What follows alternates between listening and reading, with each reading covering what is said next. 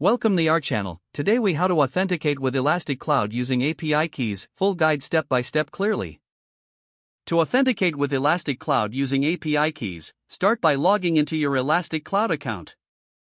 Navigate to the API keys section in the Elastic Cloud console.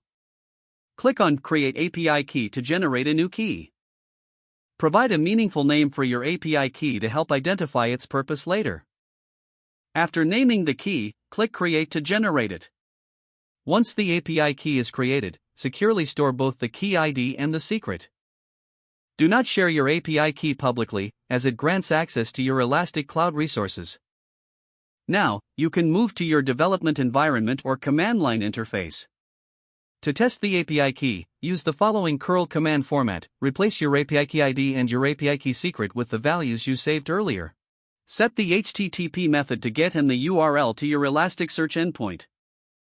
Include the API key in the header, authorization, API key base 64 encoded API key. To encode your API key, concatenate your key ID and secret with a colon, then base 64 encode the string.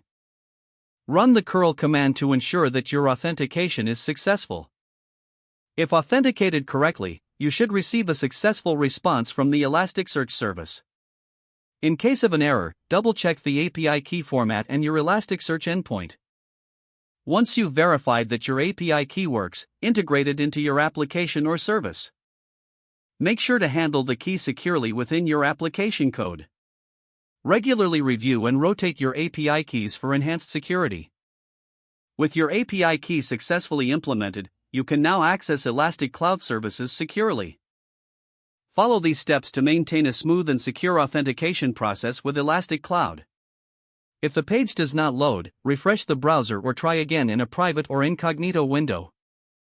Make sure you are using the correct email address, then retype it carefully to avoid small typos. If your password is not accepted, use the reset option and create a new strong password you can remember. Check your spam folder for verification or security emails, then complete any requested confirmation steps. Enable two-factor authentication if available to improve account security and reduce unauthorized access risk. After signing in, review your profile details so your contact information and settings are accurate and current.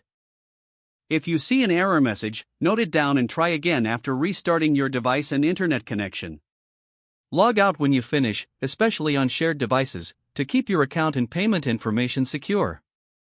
Don't forget to like this video and subscribe to our channel for more step-by-step tech guides.